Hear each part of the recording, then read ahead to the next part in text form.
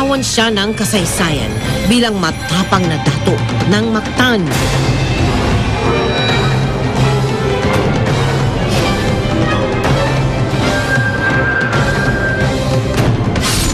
Ang nanguna sa pakikipaglaban sa unang pagtatangka ng mga Kastila na sakupin ang Pilipinas.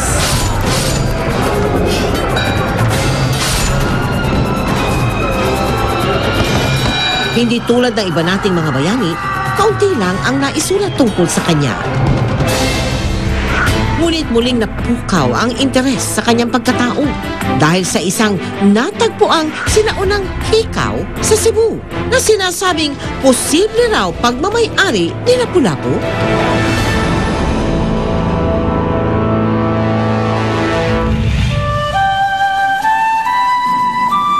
Kung magagawi ka sa bayan ng Bolhoon sa dulong katimugan ng Cebu, 3 oras mula sa Mactan, para ka raw bumalik sa sinaunang panahon. Kaya ang Bolhoon, pinansagang Cebu's Heritage Frontier. Pero ang yaman ng bayang ito, matatagpuan daw hanggang sa ilalim ng lupa.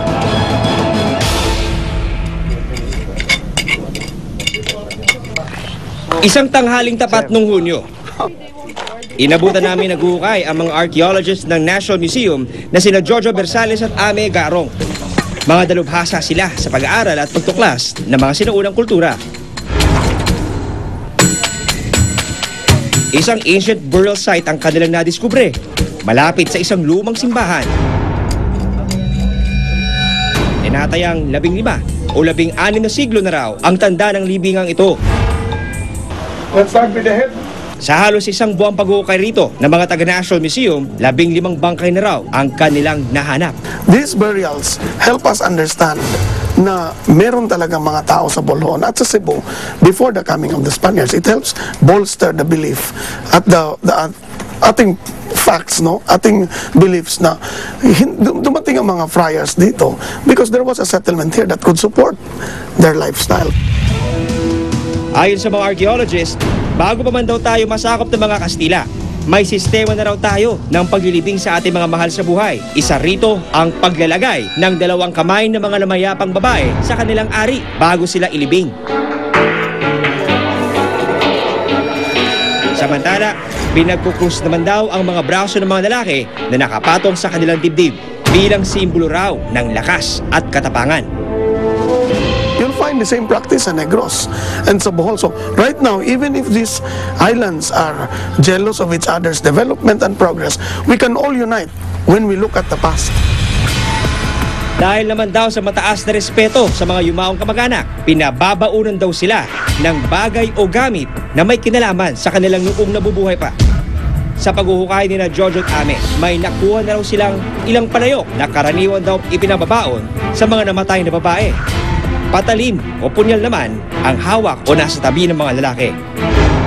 Ngunit malaking palaisipan sa mga archaeologists ang nahukay nilang isang bangkay. Bagamat babae raw ito, punyal daw ang hawak ng bangkay at pugot ang ulo nito. Kailangan mo isuot ito eh. Okay. Kasi we need to protect the bones from contamination sa modern times. So. What you can do, you can use sa isang kamay mo. Pwede naman tanggalin. Pwede na siya tanggalin. Hindi naman sin yan. Iyon. Okay. Saan na ito kukunin natin dito? It's a spearhead, I think, or a kind of tool, an iron tool. Squeeze it. Ayun. Paniwala ng mga eksperto, 400 to 500 years old nga itong metal tool na to. At posibleng ginamit to sa pangangaso at self-defense nung taong inilibing dito na napag-alaman na babae din dahil nga doon sa posisyon ng kanyang mga kamay. Tila noon pa man, may matapang na talagang mga babaeng mandirigma. Katulad ng karakter ni Amaya. Samantala, maaaring natutunan daw ng mga taga-Bolhoon ang paggawa at paggamit ng palayok, ceramics, alahas at punyal sa pakikipagkalakalan nila sa mga kalapit bansa. Isang pruweba nito ang mga nakuhang Chinese at Japanese ceramic.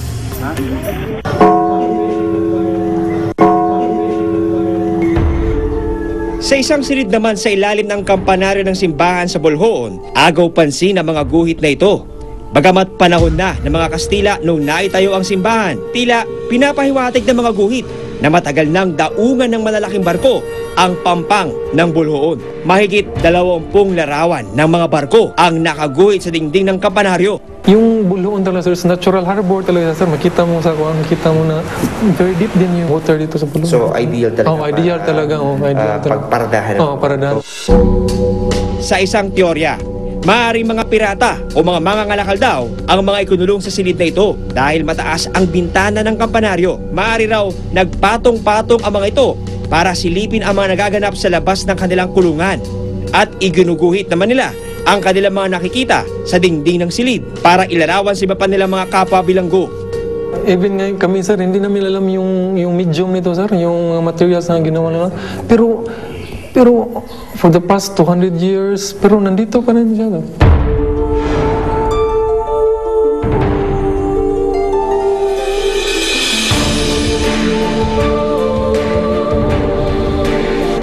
Pero ang pinakamahalagang pamana raw ng mga ninuno ng mga taga-Bolhoon, mga ginto.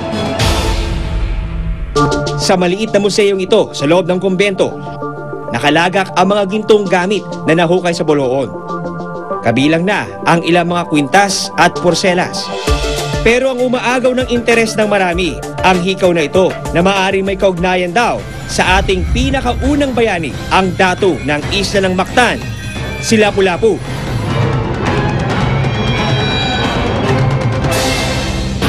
May katangkaran daw ang may suot ng hikaw na ito at maraming nakapalibot na bagay sa kanyang labi. Meron siyang ceramic na bottle at may battery. It's quite unique.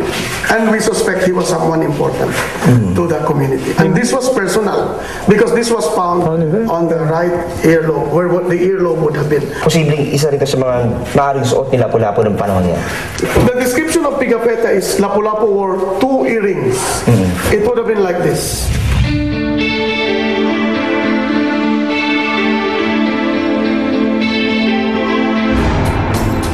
Para mabigyang linaw ang pagkakakilanlan ng nasabing hikaw, inimbitahan namin si Dr. Jocelyn Guerra, nagpakadalubhasa sa sinaunang pamumuhay ng mga Cebuano, si Jojen Pascual, historian at nag-aral ng kabayanihan ni Lapu-Lapu, at si Jojo Bersales, ang archaeologist na nakahukay ng misteryosong hikaw. Dito sa Museo Sugbo, nakadakdang kilatisin ang hikaw mula sa Bolhoon.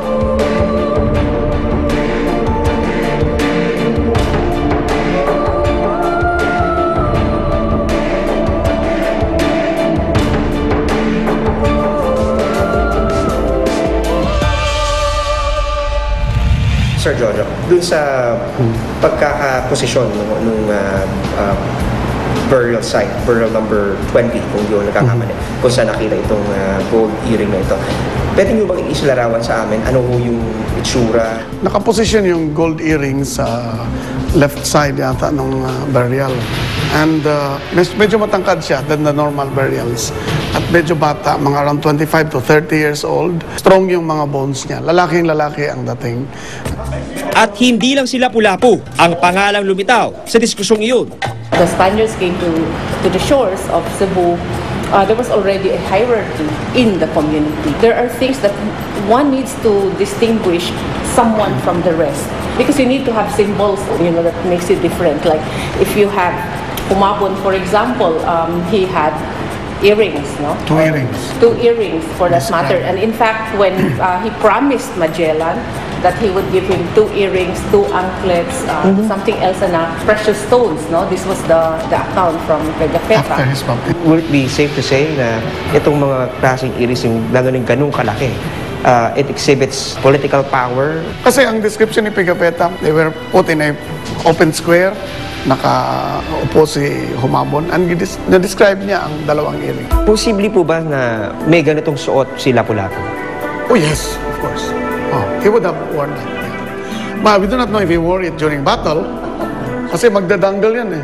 History and archaeology is like putting together a jigsaw puzzle of 1,000 pieces and we only have 5 pieces. There really is no account of Lapu-Lapu was how he looked.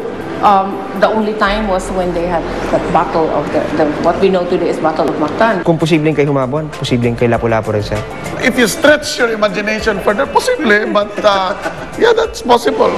Kay Lapu-Lapu man o Raha Humabon o kanino pa mang mandirigma ang hikaw na ito, nasa dinami-dami ng ating mga ninuno, may ilang namumukod tangi ang katapangan na siyang binigyan ng karapatang magsuot ng tinuturing na ngayong misteryosong hikaw.